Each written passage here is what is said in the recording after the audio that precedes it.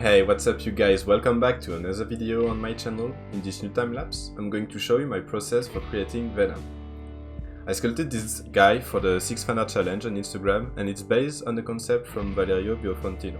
If you want to check out his work, I will put a link of his Instagram in the description box down below. I don't know if you noticed it, but this is the first voiceover video I'm making on my channel. I know some of you guys sometimes have some questions about my process, and as the time-lapse is really fast, you can't always see exactly what I'm doing. So I wanted to try to make a video where I'm explaining you my process on some parts, so hopefully you can understand a bit better what I'm doing and maybe learn something. I just wanted to mention that English is not my main language, so I'm sorry if I do make mistakes, and yeah, let me know what you think of this new format, the voiceover, everything in the comments, and let's jump right into the video. So as you've seen in the beginning of the video, I started this guy with a Z-sphere base I made pretty quickly. My goal there was not to have something really precise, I just needed a basic shape as my starting point. If you don't know what these spheres are, it's just a chain of spheres that you can position the way you want and then convert this into sculptable geometry. This is something pretty useful to make like the base of a body, for example. It can be like an animal, a human being, whatever you want, and that's cool to just deal with the proportion first, for example, without going too much into detail, and then convert this into sculptable geometry and start working on a model. I won't go deep into details like how it works, etc., but if you want to learn more, check out some tutorials or the ZBrush documentation about this sphere. I put a link of that in the description box down below. Now that I have a base I can sculpt on, the first thing I'm going to do is to get the basic proportion of the character and a good base for the anatomy.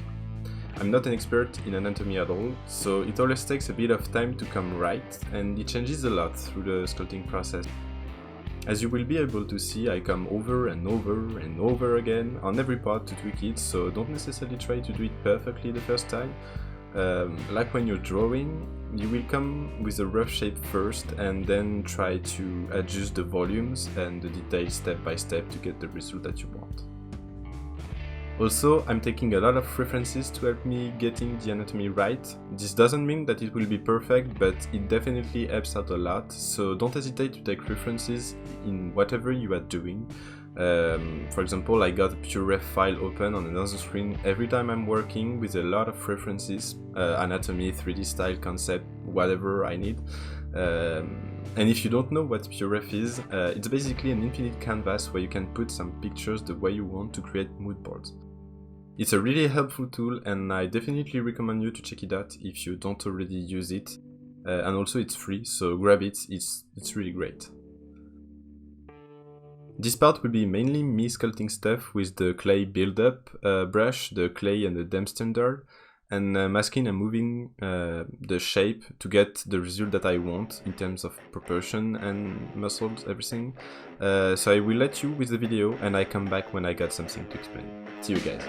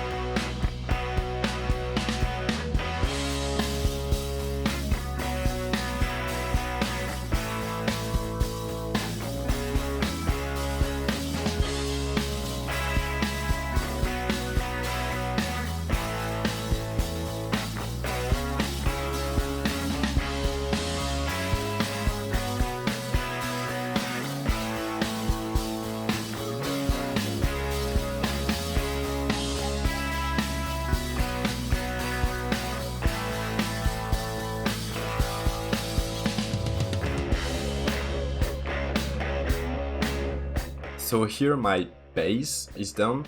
There will be a lot of changes in the future, but I got something close enough to what I want to go Z-remeshing my model. For those who don't know what Z-remesher is, it's basically in ZBrush a tool that will make an automatic retopology of your mesh, on which you can later reproject your details to have a cleaner topology to sculpt on your final alt poly. I won't go deep into details about all the process of creating a full character for the game industry. Maybe this will be for another video, I don't know. But I just wanted to mention that because it's something you might use on every project you will make on ZBrush. At least that's what I do. I'm using this on every project, like for almost every object that I'm making ends by being Z-remeshed before the final sculpting detail part.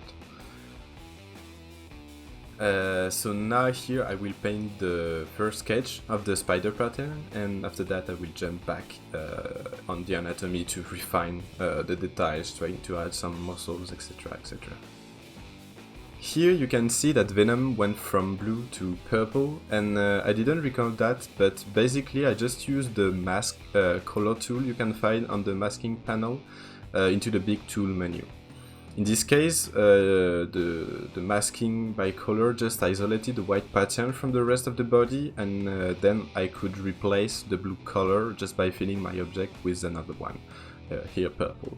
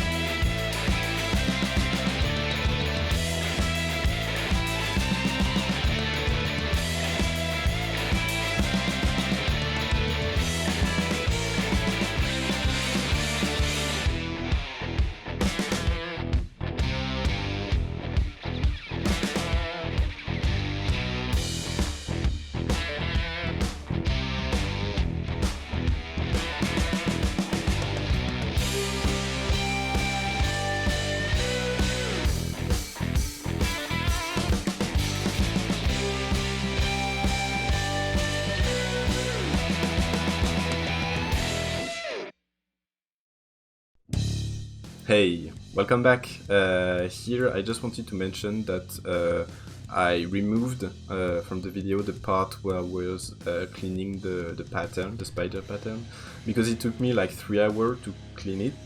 Yeah, it took a bit of time, and it was not really interesting, but just like me playing with the color, trying to get the good shape of the pattern. So the video was really fast and it was not really interesting to see. So you don't miss anything, and don't be surprised if the pattern is not the same. But this is the final version I make for the guy. And now that the final pattern is painted, I will use a color as a base to add more volume to the pattern. To do so, I will use once again the Mask by Color tool, and you can see that it masks everything except the white pattern.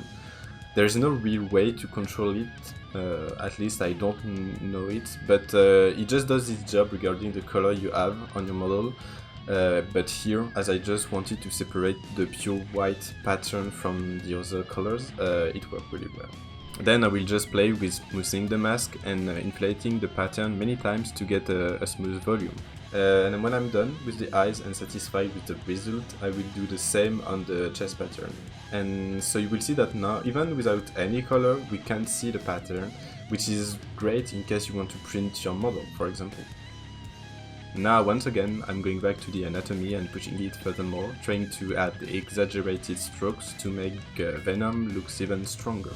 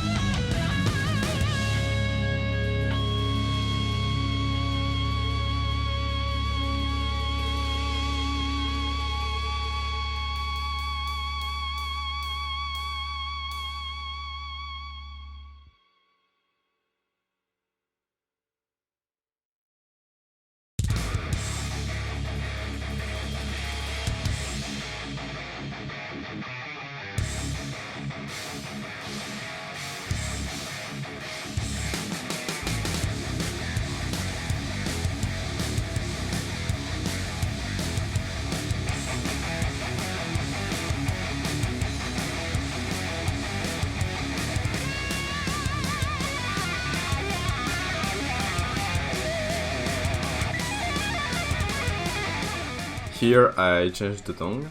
So what I did was just inserting a new sphere, scaled it up a lot on one axis and cut it in half to get my base.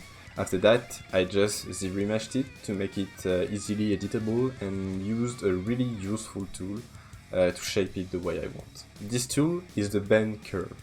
It's something you can find in the transpose tool by clicking on the gear icon, and what it will do is that it will allow you to deform your mesh with some points, as if you created a curve to control it.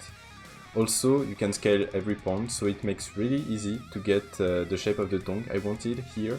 And in general, this tool is really nice for like stylized hair, ropes, or any long shape that will need some curve to be bent in other software like Maya, Blender, whatever. You can see here that I'm creating some polygroups by just masking and pressing Ctrl W. The purpose of this is to have some part that will be more easily selectable in the future, to be able to sculpt them even if they are really close to one another. You will see what I mean pretty soon. And now that everything is done, it's time to pose the character.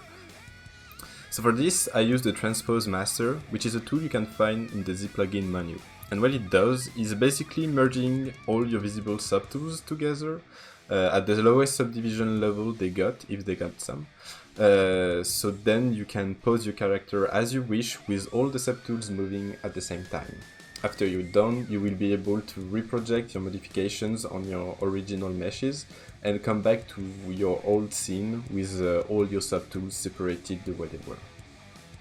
And here you will mainly see me masking and moving some part to pose the character. It takes a bit of time to do this, but this is the way you do posing in ZBrush. There is no real rig system as you can have on other software like Maya, so we have to deal with it this way most of the time. I know that you can use this sphere skeleton to kind of rig your model, but I don't find it really handy. Like sometimes it works, sometimes it doesn't, and I find it pretty hard to control it, so I'd rather do my posing this way. For me, it's easier like that. So yeah, it takes some time for sure. Like here I think it took me like an hour to pose the character, and maybe 2 for cleaning and resculpting some part. But if you want to have your high poly model posed in ZBrush, like for 3D printing for example, you will need to do it this way, so yeah.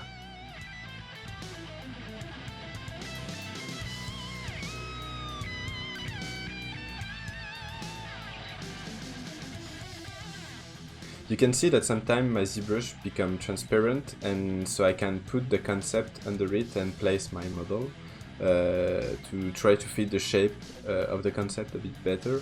This is done by using the slide see-through you can find at the top right of your ZBrush.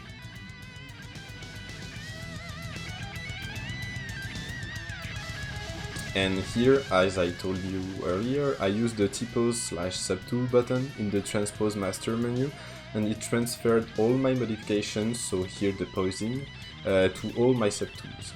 You can also activate the layer button if you want to have those modifications on a layer. So this way you can jump from your pose to your original model if you deactivate your layer.